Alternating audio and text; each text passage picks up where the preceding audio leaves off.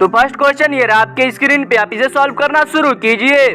अब इस क्वेश्चन में हमसे पूछ रहा है कि ग्रीन हाउस गैसेस कौन कौन से हैं। यहाँ पे हमारे पास 4 ऑप्शंस दिया है, ऑल द अबव दिया हो या नॉन ऑफ दिस दिया हो तो वही सही होता है। तो यहाँ पे भी तो हम वही सही होगा हमारा, क्योंकि ये जो तीनों ऑप्शन है ये तीनों ग्रीन हाउस गैसेस के एग्जाम्पल है। जैसे कि आपको पता है CO2 कार्बन डाइऑक्साइड, ये भी हमारा ग्रीन हाउस गैसेस ही है। और CFC यानी क्लोरोफ्लोरोकार्बन होता है, तो ये हमारा फ्रिज से निकलता है, ये भी हमारा हो गया।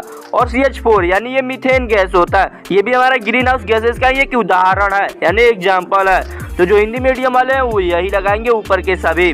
तो सेकंड क्वेश्चन ये रहा आपके स्क्रीन पे। अब इस क्वेश्चन में आप अच्छे से समझना, tadpole develops into adult by the process of. अब एक जो टैडपोल होता है वो फ्रॉग जब जन्म देता है अपने बच्चे को, उसकी जो शुरू की अवस्था होती है, कंडीशन होती है, उसी को हम टैडपोल बोलते हैं। जबकि वो कुछ इस तरीके से मतलब उस समय दिखाई देता है, मतलब उसका जो बॉडी के पार्ट्स होते हैं अभी अच्छे से नहीं दिखाई देते हैं। वो टैडपोल जो होता है एक फ्रॉग में, एडल्ट फ्रॉग में कन्वर्ट होता है। इस प्रोसेस को क्या बोला जाता है?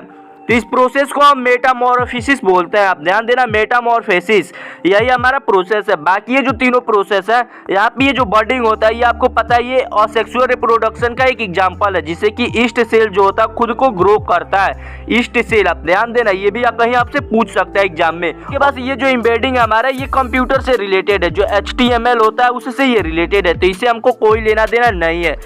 और फर्टिलाइजेशन मतलब भी आपको पता ही होगा, fusion of egg and sperm into zygote is called fertilisation. यानी आप इसको समझो जैसे कि जो मेल होते हैं उनका जो स्पर्म हो गया और उसके बाद से जो फीमेल का एग होता है, ये जब दोनों मिलकर के जाइगोट बनाते हैं, इसी प्रोसेस को हम फर्टिलाइजेशन बोलते हैं। वैसे ये तो आपने पढ़ा भी होगा।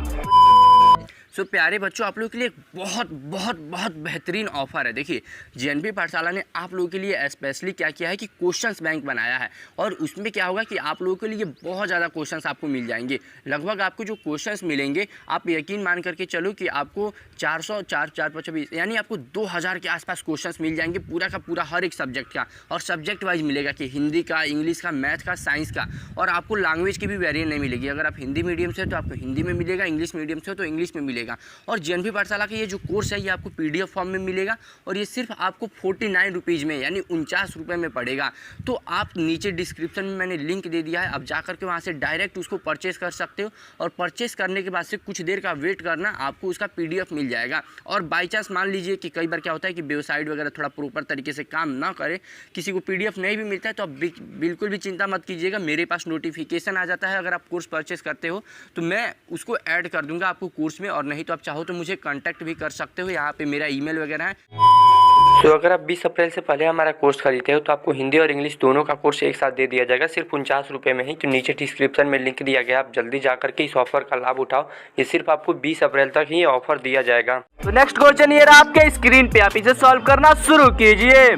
अब इस क्वेश्चन में क्या बोल रहा है, एक क्षेत्र में रहने वाले जीव और गैर जीवित यानी जो निर्जीव पदार्थ होते हैं, नॉन लिविंग घटक का एक गठन करते हैं। यानी किस घटक का यहाँ पे एक गठन करते हैं, उनके ग्रुप को क्या बोला जाता है, यानी वो जिस जगह पे रहते हैं उस क्षेत्र को क्या बोला जाता है। यहाँ पे भी थोड़ा हम समझ लेते हैं, living organism and non living components of an area constituted, उसको क्या बोला जाता है। तो यहाँ पे देखो, पहले हमारे पास ये फ्लोरा एंड फौना है, इसको हम पहले गलत काट देते हैं। अब आप बोलोगे क्यों? क्योंकि देखो ये जो फ्लोरा और फौना जो होता है, इसका मतलब होता है, ये फ्लोरा मतलब होता है जब एक किसी पार्टिकुलर एरिया में एक ही तरीके के प्लांट पाए जाते हो, बिल्कुल वैसे ही किसी एक पार्टिकुलर एरिया में प्लांट पाए जाते हो। जैसे कि जो गिर राष्ट्रीय उद्यान है, जैसे कि जो बंगाल में है, आपने सुना होगा, वहाँ पे बंगाल टाइगर पाया जाता है, तो वहाँ के लिए एक फौना हो गया, यानी वहाँ का एक जीव हो गया।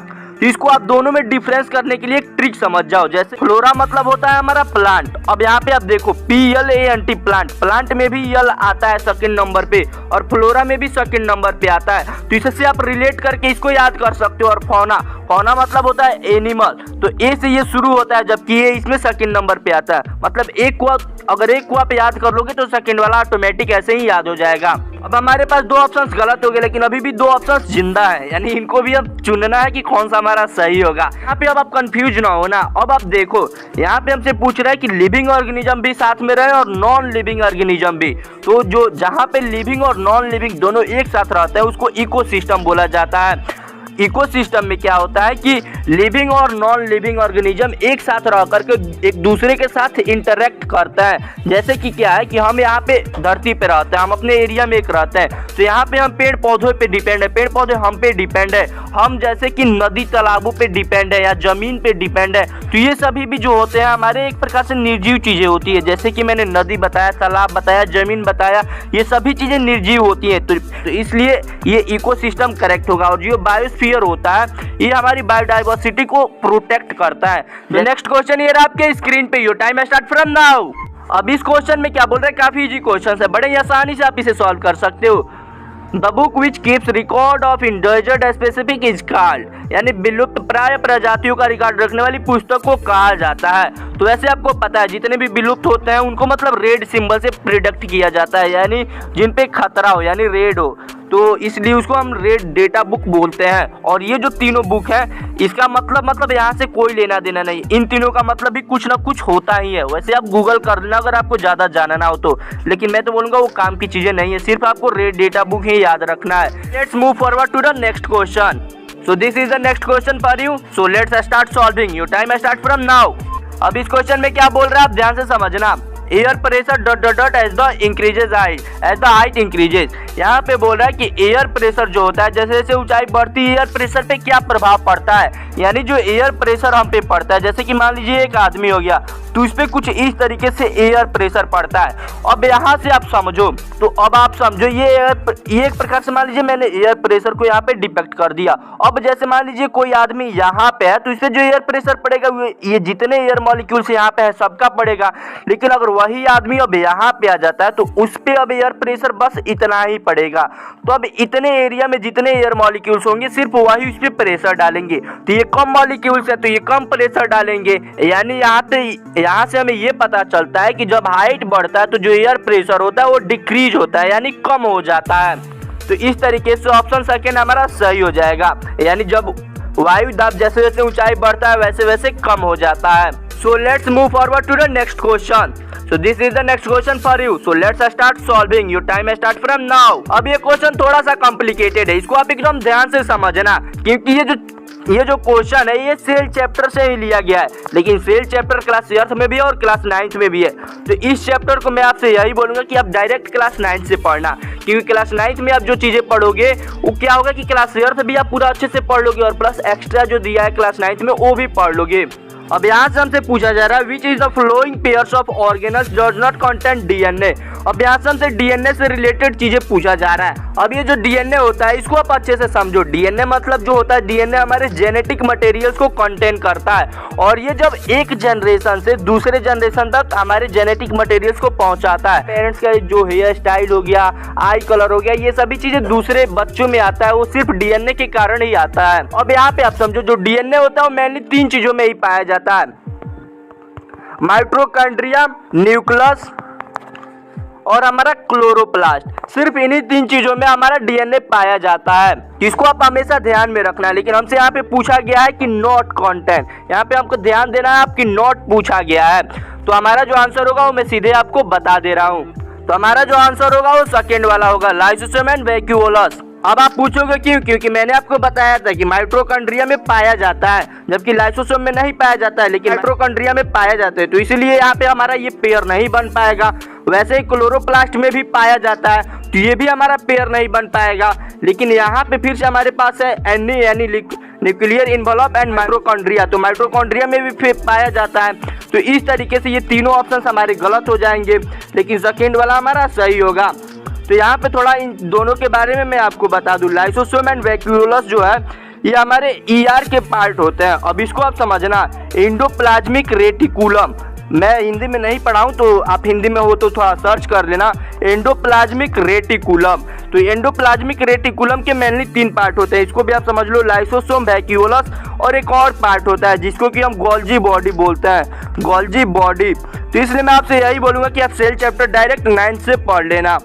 So let's move forward to the next question. So this is the next question for you. So let's start solving. Your time start from now.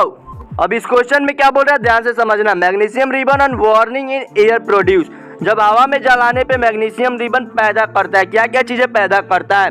अब आप देखो, कोई चीज जब आप जलाओगे तो वहां से दो चीजें रिलीज होती है, एक तो हमारा लाइट रिलीज होगा और दूसरा हमारा हीट रिलीज होगा, क्योंकि जहाँ भी लाइट रिलीज होगा वहाँ पे हीट तो रिलीज होना ही होना है, भले ही थोड़ा कम हो लेकिन ज़्यादा हो, लेकिन हीट रिलीज होता ही होता है। तो अब देखो, हमारा दो चीज़ें कॉमन होनी चाहिए, हीट और लाइट। तो जब हम मैग्नीशियम को जलाते हैं तो मैग्नीशियम हमारा O2 के साथ रिएक्ट करता है, तो जब मैग्नीशियम O2 के साथ रिएक्ट करेगा तो ये MgO बनाता है, तो इसको हम बोलते हैं मैग्नीशियम ऑक्साइड। तो यहाँ पे तीन चीज़ें हमारे पास होनी चाहिए, एक तो मैग्नीशियम ऑक्साइड, दूसरा हमारा हो गया हीट और तीसरा हमारा हो गया लाइट। तो ये तीनों चीज़ें जिसमें हो उसको हम सही कर देंगे, बाकी और कोई भी हमारा सही नहीं होगा। तो यहाँ पे आप देखोगे कि ऑप्शन नंबर सी जो हमारा है वो सही है, बाकी सब में गलत है, क्योंकि यहाँ पे देखो सिर्फ हमारे पास हीट ही दिया है। अगर यहाँ पे एंड लाइट लगा देता तो ये हमारा सही हो जाता। यहाँ पे हमारा वाटर दे दिया, वाटर से गलत हो गया, यहाँ पे भी वाटर दे दिया, गलत है, सिर्फ ऑप्शन थर्ड हमारा सही है। So let's forward to the next question. So this is the next question for you. Let's start solving. Your time start from now. अब इस क्वेश्चन में क्या बोल रहा है आप ध्यान से समझना। The protochemical used for making ornament and vaseline. अब यहाँ पे आप समझो कि मरहम और वैसलीन बनाने के लिए इस्तेमाल किया जाने वाला प्रोटोकेमिकल कौन सा है। आपको पता होगा, ये काफी इजी क्वेश्चन है। ये जो हमारा प्रोफीन वैक्स होता है यानी प्रोफीन मोम जो होता है, इसी को यूज किया जाता है वैसलीन और कैंडल बनाने में। कैंडल भी आप लिख लेना है ताकि आप थोड़ा अच्छे से और समझ पाओ और आप प्रैक्टिकल रिलेट कर पाओ। तो कैंडल, वैसलीन, ये जो चीजें होती है ये प्रोफीन वैक्स से बनाई जाती है, यानी मोम से बनाई जाती है। So let's move forward to the next question. So this is the next question for you. Let's start solving. Your time start from now. इस क्वेश्चन को आप समझो। The gas added to LPG for detecting its leakage is। अब यहाँ पे बोल रहा है कि जब LPG रिसाव करता है तो कौन सा गैस उसमें मिलाया जाता है जिससे कि हमको पता चलता है। तो पहले मैं आपको बता दूं, जो LPG होता है ये खुद ही दो गैसों से मिलकर के बना रहता है। एक को हम कहते हैं प्रोपेन और दूसरा हमारा होता है ब्यूटेन होता है। प्रोपेन और ब्यूटेन से मिलकर के हमारा LPG बना रहता है। तो दोनों गैसें होते हैं, इनमें खुद में गंध नहीं होता है, यानी ऑर्डर नहीं होता है, तो जिसके कारण कि ये महकते नहीं है, यानी सुगंधित नहीं होते, इनसे कोई भी गंध नहीं आता है। तो इसी के कारण इनमें एक चीज मिलाया जाता है जिसके कारण कि ये हमें महकते हैं, जिससे कि हमें पता चल जाता है कि LPG में लीकेज हो रहा है। तो यहाँ पे आप समझो, यहाँ पे तीन ऑप्शंस हमारे पास है, तो ये तीनों गलत है। अब आप पूछोगे क्यों? क्योंकि आपको पता है ये तीनों नॉर्मली नाम है, नाइट्रोजन, नाइट्रोजन और ऑक्सीजन। तो ये तीनों मतलब काफी कॉमन नेम है, तो ये अगर मिलाया जाता है LPG में तो जरूर आपको पहले से पता होता। तो ये तीनों कॉमन नाम है, अगर नहीं मिलाया जाता है यानी अगर आपको अभी तक नहीं पता है यानी ये नहीं होगा। और ऑप्शन चौथा हमारा सही हो जाएगा। हमारा मरकैप्टॉन होता है, इसी को मिलाया जाता है, तो इसका जो पूरा नाम होता है इथाइल मरकैप्टॉन होता है। तो इसको आप याद कर लेना, इसी के कारण LPG से गंध आता है। So let's move forward to the next question. So this is the next question for you. Let's start solving. Your time start from now. अब इस क्वेश्चन में हमसे PVC का फुल फॉर्म पूछ रहा है, तो ये काफी इजी है, मतलब आप पूछो मत, इतना इजी है। हमारा फर्स्ट ऑप्शन सही है, पॉलीविनाइल क्लोराइड। पॉलीविनाइल क्लोराइड ही इसको हम बोलते हैं PVC को। वैसे ये जो क्वेश्चन है हमारा ये फाइबर एंड फैब्रिक चैप्टर से लिया गया है, क्योंकि उसमें PVC के बारे में दिया। जो PVC होता है आपने देखा होगा, जो घरों में इलेक्ट्रिक वाला जब काम होता है तो जो पाइप लगाया जाता है वही PVC का हमारा एक एग्जाम्पल है। So this is the next question for you. Let's start solving. Your time start from now. अब ये क्वेश्चन थोड़ा सा कॉम्प्लिकेटेड है, आपको इसको अच्छे से समझना पड़ेगा। When a vessel is exposed to moist air for a long time, then a green coating is formed on its surface. The vessel is made of.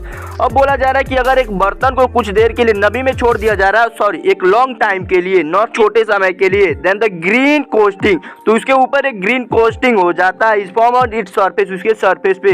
तो जो वेसल्स होता है वो किससे बना है, यानी जब एक बर्तन को लंबे समय के लिए नमी हवा में छोड़ दिया जाता है तो उसकी सतह पे हरे रंग का जो कोटिंग होता है वो बन जाता है। तो किस कारण से बनता है, यानी वो जो बर्तन होता है वो किससे बना है कि उस पे हरे रंग का कोटिंग बना है। तो मैं आपको बता दूं, उस पे वो जो बर्तन होता है वो कॉपर से बना होता है, आप ध्यान देना, कॉपर से। लेकिन आपको रीजन भी तो चाहिए ना कि क्यों बनता है, क्यों ग्रीन कलर का बनता है। तो मैं आपको बता दूं, लगभग जितने भी मेटल होता है सभी मेटल में रस्टिंग की प्रोसेस होती है। तो उसी तरीके से ये जो कॉपर होता है, कॉपर पे जो ग्रीन कलर का कोस्टिंग होता है वो कॉपर का रस्ट होता है, यानी उस पे एक प्रकार से मोर्चा खा जाता है, ऐसे आप बोल सकते हो। तो ये जो कॉपर होता है ये एयर के साथ रिएक्ट करता है। पहले तो ये अगर कॉपर को आप छोड़ दोगे तो ये कॉपर जो हमारा ऑक्सीजन के साथ रिएक्ट करेगा, तो ये जो कॉपर ऑक्सीजन के साथ रिएक्ट करेगा तो ये हमारा बनाएगा CuO।